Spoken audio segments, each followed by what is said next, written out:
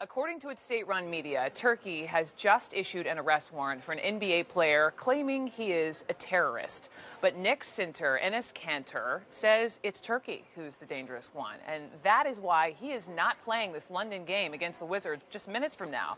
KANTER says he fears that he could be killed by the Turkish government if he leaves the United States. And when learning that he is the target of what's called an Interpol red notice, KANTER tweeted this in response: "The only thing I've terrorized is the rim."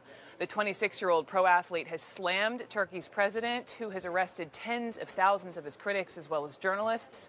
In 2017, KANTER called Turkey's leader, quote, "the Hitler of our century." And Enes KANTER is with me now. So thank you so much for coming to CNN. Thank you for inviting me. Let's just start with, why aren't you in London right now playing this game? My heart hurts when I talk about this issue because till the London game, I have not missed a single game. And, you know, when I talked to my team and the front office, they said, you know, you have to miss a game. And because we don't want you to go to London because it might be a very big issue. And I even told them I want to play with my team very bad because I don't feel safe there.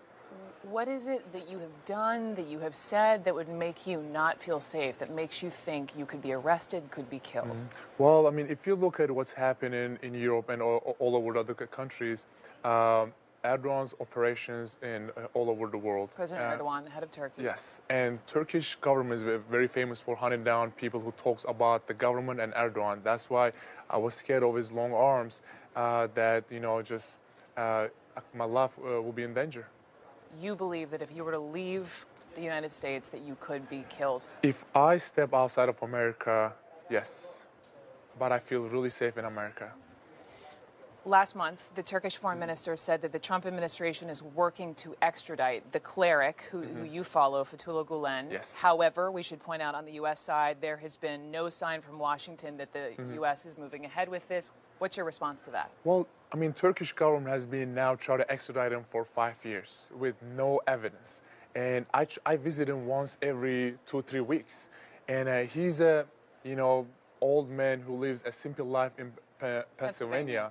And if I look at him, he doesn't even have a parking ticket.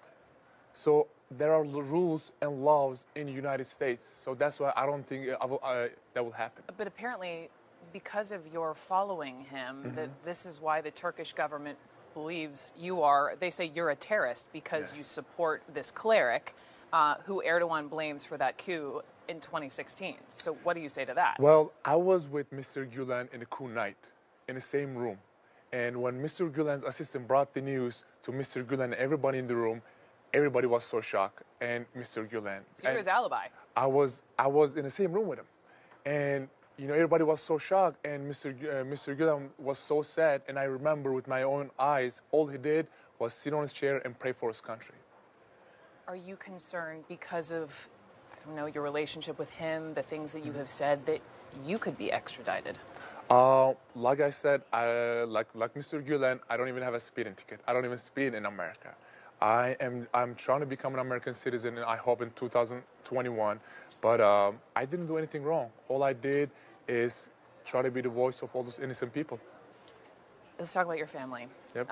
Your father was sentenced to 15 years in prison in June of last year. And then in 2016, going back, your father disavowed you, saying, quote, "I apologize to the Turkish people and the president for having such a son." Enes, tell me about your relationship with your father. Well, first of all, I haven't seen him since 2015. I forgot their voices. I even forgot how they look like. And how does that make you feel?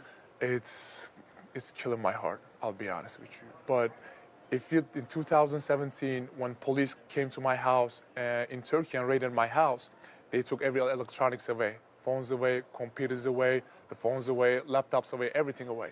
They wanted to see if I'm still in contact with my family or not. And if they would see any little text message, "Hi, Mom," any missed call, "Hi, Dad, how you doing?" they will be all in jail right now. So I don't want to risk my family's life or anybody's life that they could be sent to jail just because they're in communication with me. But for your father to say, apologizing to the Turkish people for having such a son.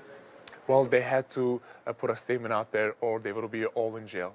And then, you know, just it's very sad because, like I said, in the end, those people are my family. You I love want them. to talk to them. Of course, I love them. I want to reach out to them. I want to talk to my mom, and my mom probably worries so much about even like about everything, what I'm doing, what I'm eating, if I'm cold or not, if I'm sick or not. So that's why it's very tough. You were on Capitol Hill a couple of days ago. What are you asking from the U.S. government? What do you want? Well, I met with lots of senators and congressmen, and they were very helpful. We talk about the extradite, we talk about the Interpol, we talk about the issues, and we talk about the Erdogan using his power to abuse human rights in Turkey. And I was very shocked that because I was about talking about this stuff, they stopped me. They're like, "Don't worry about it. We already know all this stuff."